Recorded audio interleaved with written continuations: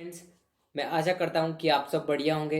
हम इकिगाई के ऊपर आज कुछ लास्ट पॉइंट के ऊपर बात करने जा रहे हैं, तो चलिए हम इसको शुरू करते हैं। तो इस बुक के एंड में इकिगाई के कुछ 10 नियम दिए हुए हैं।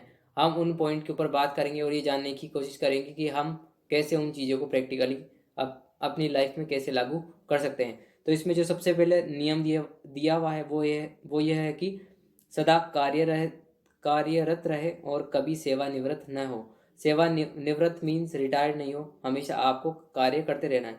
चाहे आप कितने भी एज के हो जाए, आपको हमेशा कुछ ना कुछ काम करते रहना है, क्योंकि ये ह्यूमन टेंडेंसी है कि आप जितना खुद को काम में लोगे आप उतना ही परफेक्ट होते जाते हो। इसके साथ साथ में इसमें ये भी चीज़ लिखी हुई है कि विकास करते रहना, दूसरों के काम में आने वाली वस्तुओं का निर्माण करना और रिटायरमेंट की उम्र के बाद भी बड़ा काम कुछ बड़ा काम करते रहना जारी रखें। तो इसमें कहने का मतलब है विकास करते रहें, मतलब आपको डेली बेसिस पे कुछ ना कुछ ऐसे काम करने हैं जो आपको यूनिक बनाए, आपको परफेक्ट बनाए, एक्स्ट्रा ऑर्डिनरी बनाए। इसके साथ साथ में आपको ऐसे भी काम करने हैं जो दूसरों की मदद में भी आ सके। वो कुछ भी हो सकता है, वो आपको फिगर आउट करना है कि आप कैसे दूसरों की मदद कर सकते हो। और रिटायरमेंट की उम्र के बाद मतलब आपको किसी भी उम्र में रिटायर नहीं हो रहा है, आपको हमेशा कुछ ना कुछ काम करते रहना, स्पेशली ऐसे काम करने हैं जो आपके लिए एकदम यूनिक हो, एकदम एक्स्ट्रा ऑर्डिनरी हो, जो किसी ने आज तक नहीं किया हो। आपको अपनी फील्ड में परफेक्ट बनना है। इसके साथ साथ में दूसरा पॉइंट भी दिया हुआ है, वो ये पॉइंट है अच्छा मित्र और परिवार। आज के टाइम पे हम जानते हैं कि हमारी जो सबसे हम हमारी जो लाइफ है वो एक तरीके से एक ट्री है, और ये पूरे के पूरे ट्री आप हो, और आपकी जो रूट्स है वो आपकी फैमिली है। तो आपको अपनी रूट्स जो है उसकी भी आपको केयरिंग करनी है। आपको ये भी ध्यान रखना है कि आप फैमिली के जो मेंबर्स हैं उनसे लगातार बातें करते रहें, उनके साथ टाइम स्पेंड करें, क्वालिटी टाइम टाइम स्पेंड करें। इसके साथ साथ में आपके जो फ्रेंड्स हैं उनके साथ भी आप क्वालिटी टाइम स्पेंड करें। जैसा कि इसमें लिखा हुआ है, दोस्त जैसे अच्छी दवाई नहीं है, चिंता को भगाने के लिए गपशप करें, एक दूसरे से बातचीत करें, सलाह लें और सलाह दें, मजा करें, स्वप्न देखें और खुलकर जीवन दिए जिए। इसका आप कहने का मतलब ये है कि आपको गपशप भी करनी है, हर तरह की जो भी आपको ऐसी हर तरह की एक्टिविटी करनी है अपने फ्रेंड के साथ, अपनी फैमिली के साथ, जो आपको खुश करती है। इसके साथ साथ में आपको खुलकर जीवन जिए। आपको खुद का जीवन खुलकर जीना मतलब आप एकदम पूरी तरीके से फ्रीडम हो, आपके पास में खुद की चॉइस हो कि आपको करना क्या है। इसके साथ साथ में आप अदर जो आपके फैमिली मेम्बर है या जो फ्रेंड्स हैं उनको भी आप ये फ्रीडम दे कि वो जो करना चाहे वो आप कर सकते हैं। इसके साथ साथ में हम कुछ और पॉइंट्स के ऊपर बात करते हैं, वो ये है हंसी। इसमें लिखा हुआ है कि हंसी खुशी की मदद से दोस्त बनते हैं, इसी के साथ शांति भी मिलती है, छोटी छोटी चीज़ों में आनंद मिलता है। एक बात सदा ध्यान में रखनी चाहिए कि वर्तमान पल में ही आनंद संभावना है। तो इसमें लिखा हुआ है कि आपको हमेशा खुश रहना है, आपको हमेशा छोटी छोटी चीज़ों में आनंद लेना चाहिए।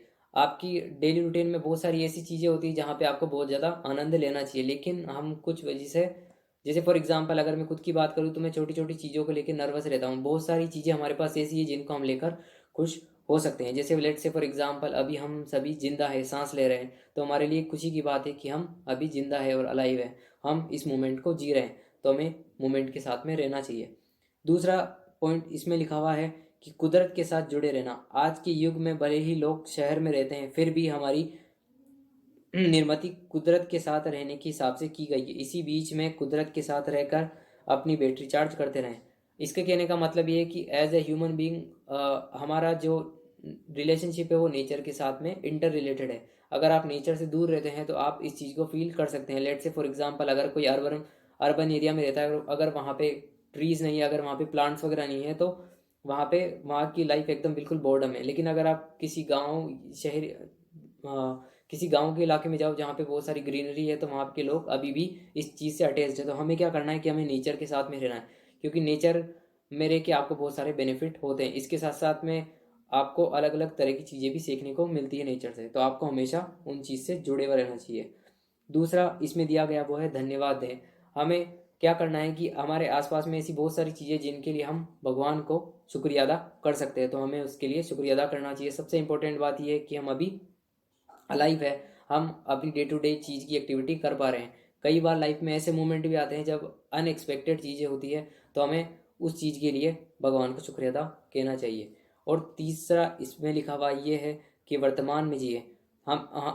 इसमें लिखा हुआ है कि भूतकाल के बारे में दुख करना और भविष्य की चिंता करना छोड़ दें। हमारे पास सिर्फ वर्तमान है, उससे सब उसका सबसे ज़्यादा फायदा ले और उस पल में को अविस्मरणीय बनाएं। मतलब अपना हर दिन आपको ना तो पास्ट के बारे में सोचना है, ना ही फ्यूचर के बारे में सोचना है। क्यों?